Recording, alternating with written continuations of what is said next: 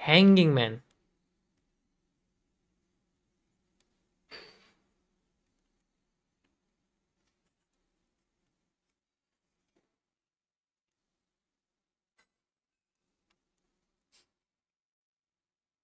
वैसे तो इसका नाम रेड हैमर होना चाहिए, लेकिन पता नहीं हैंगिंग मैन क्यों बोलते हैं इसको, मेरी तो समझ में आता नहीं। आउट ऑफ कॉन्टेक्स्ट नेम है इसका, सच बताया जाए आउट ऑफ कॉन्टेक्स्ट नेम है इसका, नाम रियल में रेड हैमर होना चाहिए, रेड हैमर। ठीक है भाई, ग्रीन हैमर है वैसे रेड हैमर होना चाहिए।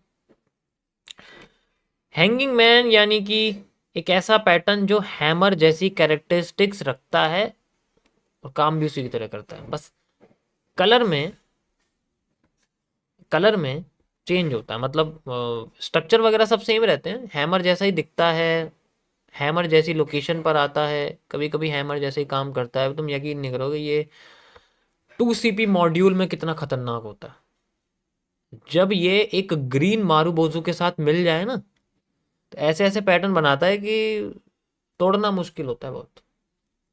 और यकीन तोड़ना कहने का मतलब है यकीन तोड़ना, यकीन नहीं तोड़ सकते हम, इसका मतलब है कि अगर बन गया तो बन गया, अब उसको कोई तोड़ नहीं सकता अगर उसकी लोकेशन बहुत अच्छी है। One of the most powerful and one of the most accurate patterns में आता है वो, दैट इज बुलिश एंगल्फिंग।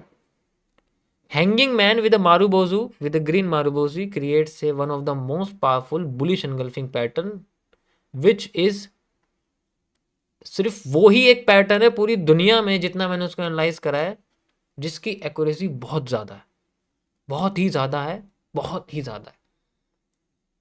यकीन नहीं करोगे, बहुत ही ज्यादा है, मतलब सबसे ज्यादा बनता है सबसे पहली बात, और सबसे अच्छा काम करके दिखाता है।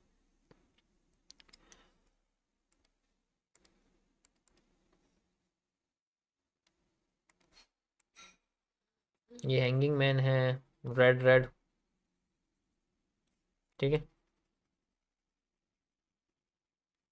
यार ये आइसक्रीम की याद क्यों दिला रहा है मुझे, वो भी रात को इतनी ठंड में, इसे देख के मुझे आइसक्रीम की याद आ रही है, नहीं आनी चाहिए याद।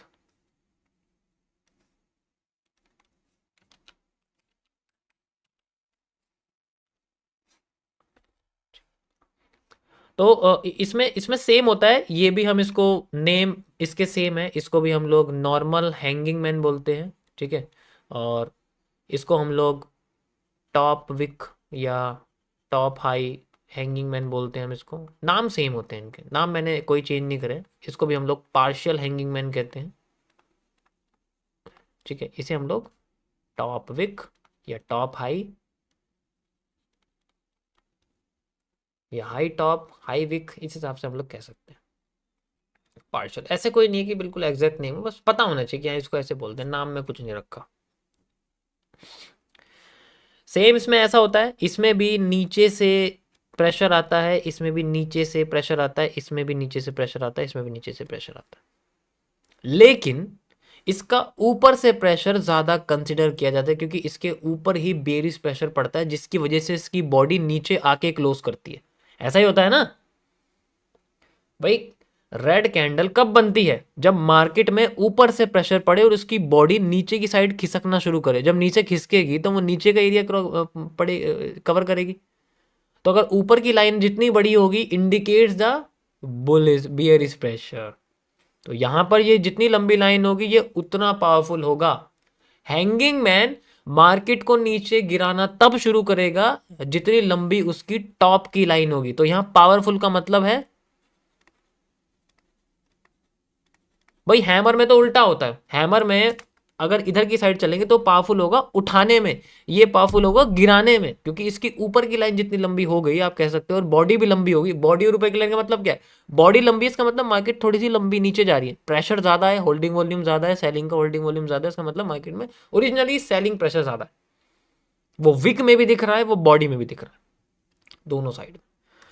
और जब हम राइट टू लेफ्ट चलते हैं तो इसका जो प्रेशर है वो कमज़ोर हो जाता है, बॉडी भी कमज़ोर हो जाती है, और इसलिए हम इसको वीक बोलते हैं ज़्यादातर केसेस। अब पता है क्या, अभी मैं आपको आगे बताऊंगा कि वीक अगर होंगे तो ये अकेले काम नहीं करेंगे, ये आत्मा की तरह बन जाएंगे। जैसे इसकी बॉडी खत्म खत्म खत्म खत्म होती जा रही है और बाद में क्या बन जाएगा एक, भाई बाद में जाके एक डोजी बन सकता है ऑब्वियसली बात है। और डोजी तो आत्मा होती है, उसे तो बॉडी की जरूरत होती है। तो डोजी को कभी हम सिंगल थोड़ी यूज करते हैं, डोजी को हम लोग यूज करते हैं जैसे इवनिंग स्टार, जैसे मॉर्निंग स्टार, जैसे रेनिंग स्टार। आगे बताऊंगा आपको रेनिंग स्टार जैसे पैटर्न के बारे में, उनके साथ यूज करते हैं। तो उसको भी हम लोग सेकंड कैंडल के साथ यूज कर, यानी कि जब हम राइट टू लेफ्ट चलते हैं तो हमें इन कैंडल्स के साथ एक एक्स्ट्रा एविडेंशियल कैंडल चाहिए होती है इनके साथ जुड़ने वाली, ताकि लगे कि हाँ भाई, जैसे अभी मैंने बोला हैंगिंग मैन विद मारूबोजू, यहाँ जो हैंगिंग मैन पहला वाला है ना नॉर्मल, और जो सेकंड वाला है टॉप विक या हाई विक वाली, इनके साथ अगर मारूबोजू बन जाए तो यहाँ पर बुलिश एनगल्फिंग बनती है, जो मैं आपको 2CP मॉड्यूल में बताऊंगा। अभी सिंगल कैंडल पढ़ने की कोशिश करो। लोकेशन सेम रहती है, टाइम सेम रहता है, सब जगह कोई दिक्कत नहीं है। टॉप पे रहती है तो नीचे गिराने का काम करती है, बॉटम पे रहती है तो उठाने का काम करती है। वो हमें मारूबोजू के साथ दिख जाएगा जब ग्रीन कलर की बनेगी। अब आप ध्यान से देखना इसको किस तरीके से हमें दिखती है। आप हैंगिंग मैन विद मारूबोजू जब टॉप पे है, you can see like this, ये मार्केट हमारे टॉप पे है तो गिराने का काम करी। गिराने का मतलब क्या है भाई, ये एक तरह से यहाँ पर डिमांड खत्म हो रही है ना, इसलिए से मैंने एरिया बनाया हुआ है, तो डिमांड खत्म है। इस जगह से यहाँ तक, इस जगह से यहाँ तक, ये डिमांड खत्म होगी। अब हैंगिंग मैन देखो बॉटम पे आएगा, बॉटम पे आ गया, हैंगिंग मैन बॉटम पे आया with Marubozu creates a bullish engulfing pattern and moving upside, same to same, कोई दिक्कत नहीं है। और भी दिखाते हैं आपको क्या दिक्कत है। ओके, सेम टू सेम हमारे सामने ये देखो, इससे बेस्ट तो है ही नहीं। तो बॉटम पे है, रीटेस्टिंग पे है, रीटेस्टिंग एरिया है ये एम का, देखो एम बन रही है मार्केट में, रीटेस्टिंग एरिया है यहाँ पर। तो इस तरीके से ये हमें काम करती हुई दिखती है। इसमें भी आफ्टर इफेक्ट्स होते हैं, ये भी फेल करके अपने आप को कभी कभी काम करवाती है, दोनों कंडीशन में होता है। वो मैं आगे बताऊंगा कि फेल करके कब काम करती है, वो आगे बताऊंगा। अभी सिंपल रखो, जितना सिंपल रखोगे ना स्टार्टिंग में, उसके बाद धीरे धीरे करके एडवांस समझ में आ जाएगा कि फेल कैसे करती है, फेल करके कब काम करेगी, क्वार्टर एरिया कौन सा होता है, क्वार्टर जोन कौन सा होता है जहाँ फेल होने के ज़्यादा चांसेस रहते हैं। ठीक है, गॉट इट, समझ आया। बाकी तो आपको देखो प्रैक्टिस के ऊपर डिपेंड करता है कैसे काम करती है कैसे नहीं करती है। ये तो बेसिकली लोकेशन, प्रैक्टिस, इनके ऊपर डिपेंड करता है। लिंक हो रही है चीज़ें, कुछ नया सुनने को मिल रहा है।